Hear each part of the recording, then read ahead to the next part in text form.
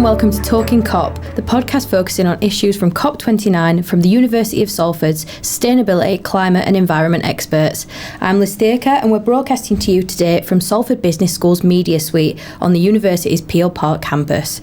Today we're joined by Dr. Viktoriia Myroniuk, a lecturer in Sustainable Air Transport here at the University of Salford's School of Science, Engineering and Environment. Welcome to the podcast, Viktoriia. Thanks for your invitation. No problem. So, what can airlines do to make themselves more sustainable and reduce their environmental footprint? So first of all, we need to mention that current aircraft are much more fuel efficient, hence they produce less emissions than aircraft of previous generations. This is due to immense improvements in aircraft design, in their aerodynamics, and so on and so forth. Current solution for airlines is Sustainable Aviation fuels, or SAFs in short, and it will remain the only solutions for airlines in the long run. So basically, all long-haul flights in the future, they will be powered by Sustainable Aviation fuels, while on short-haul flights, we may use electric and hydrogen aircraft. From where we are now, it looks like hydrogen aircraft will come into operations first. So definitely we need to take into account whether hydrogen itself is produced in a sustainable way. Electric aircraft would be a good solution for local communities, as they are much quieter than current aircraft, and as we know, aircraft noise, aviation noise is one of the reasons why communities keep complaining about aviation, about airports. So definitely electric aircraft will be a very good solution for aviation in the future. I don't know if you've heard about the recent ban that France introduced for short-haul flights. So definitely if aviation doesn't find and doesn't operate more environmentally friendly aircraft such as hydrogen and electric, unfortunately we shall all probably face such bans at some point. Of course, it will all depend whether there is another environmental option or alternative is available. So definitely in France it's much easier to basically transfer passengers to rail services, as rail is quite developed in France. It's quite affordable, it's convenient, but we also have many different regions where aviation will be the only solution. For example, it's going to be communities that live on islands or in mountainous areas. So basically for them, aviation is the only possible and realistic way of communicating with outer world. So basically, I would say this is what we anticipate in the future, but for now, Sustainable Aviation fuels is the only feasible and realistic solution. And how can robots and automation make air travel more sustainable? Like, will AI play a role in that at all? Yeah, so artificial intelligence, or AI, is definitely something that everyone talks about, and aviation is not an exception. First of all, artificial intelligence will help us to decrease environmental impact, simply because it will help us to optimize air traffic management.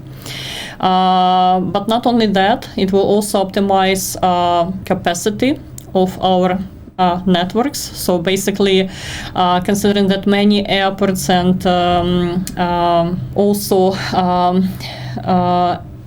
airspace is currently quite congested, so definitely artificial intelligence will help to deal with this.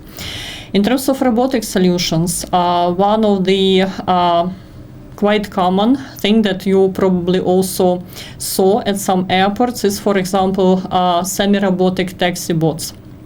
So basically, semi-robotic taxi bots, they help aircraft to taxi without engines running. So basically, definitely, if this is the case, it leads to the reduction in emissions, but also it leads to savings in terms of airlines costs, right? Because less fuel, less costs, and definitely it's better for everyone.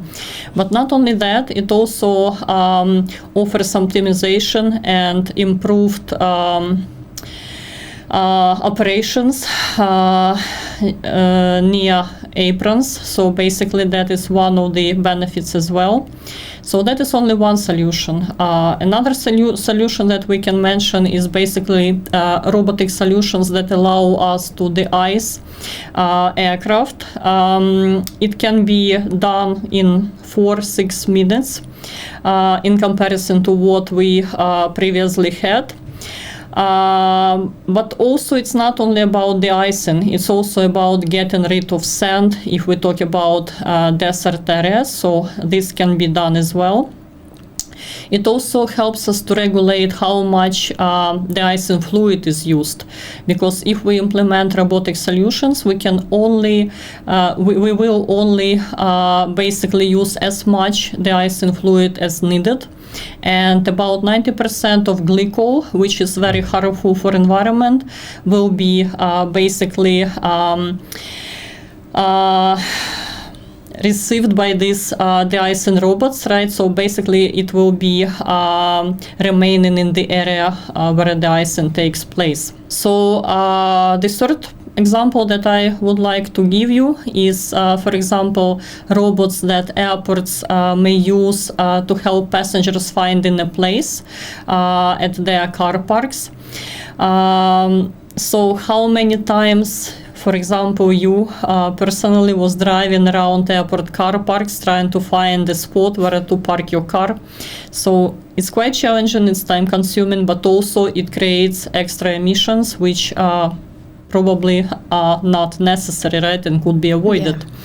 So the whole principle of this parking robot is that a passenger arrives to an airport car park, just leaves his or her car in this kind of parking box, and wallet parking robot arrives from the other side, picks this car, and basically delivers it to an available spot.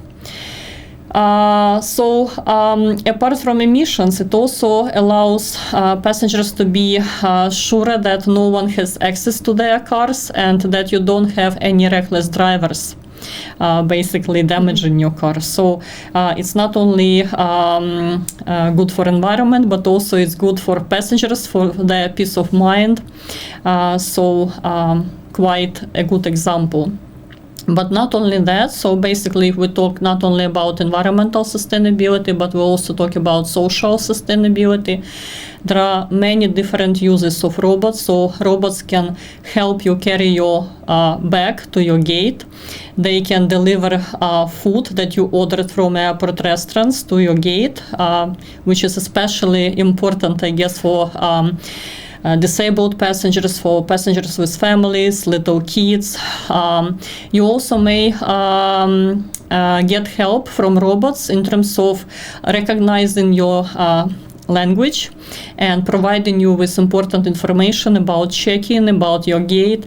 Some robots will be guiding you to your gate by calculating the best and most optimal path, saving your time basically.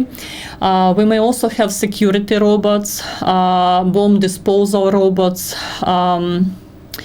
and many other applications. Yeah. So basically, I think that we will see a huge change in the aviation industry in the coming years, which will also be quite important for countries with population that gets older. So for example, baggage handling robots, exoskeletons, they will help baggage handlers to avoid all these problems with their bags, with their health, which is again very important for countries where population gets older. But not only that, even in those countries where a population is young, it will allow airports to attract employees into these sometimes not very attractive jobs like baggage handlers. Yeah, so those are just some examples of robotic solutions. And how are airports changing to become more sustainable now? Yeah, so first of all, if we talk about environmental sustainability, airports use renewable energy. So you may see airports surrounding with solar panels, or some airports, specifically in Scandinavia, for example, they use geothermal energy. So basically all renewable types of energy become more and more popular at airports. But if we divert slightly from environmental sustainability and we start thinking about social sustainability, right? So basically what do airports provide to their passengers and local communities? There are even more to talk about. So first of all, airports divert from becoming just a transit point, especially if we talk about big international hub airports. So nowadays you may see a variety of facilities, starting with spa facilities, beauty facilities, swimming pools, fitness centers, yoga rooms, but also conference or meeting rooms, special noise insulated boxes where you can take a call, business call, or work while waiting for your flight. You will also see many children playgrounds, museums, exhibitions, cinemas. Some airports even have little libraries, and you may basically swap or borrow books while waiting on your for your flight and return them upon your arrival. In terminal hotels, sleeping pods, mamava pods, basically pods for young mothers or mothers with little babies. Pet relief areas, so basically it's quite common, for example, for US airports to have pet relief areas, and so on and so forth. So basically quite a big variety of facilities that airports nowadays offer to their passengers. So basically competition is quite fierce, as you know, and some passengers just recently they started choosing their basically flight, right? Not only based on the price, but also on what kind of facilities, what kind of entertainments a particular transit airport offers. So basically it's one of the decision-making factors, I would say. If we talk about local communities, airports realized how important it is to get their surrounding communities on board. So that's why they organize different local events. They provide local communities with different sorts of trainings and educational programs, both for children but also for adults. They provide them with employment after they finish those trainings and educational programs. But also airports started donating to local charities. So for example, we have examples when we have a lot of food which is not consumed, right, at the end of the day at a restaurant, at airport restaurants.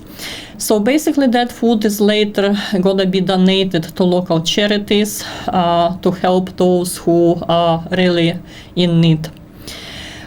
So basically that's everything probably that I would be ready to tell you this day.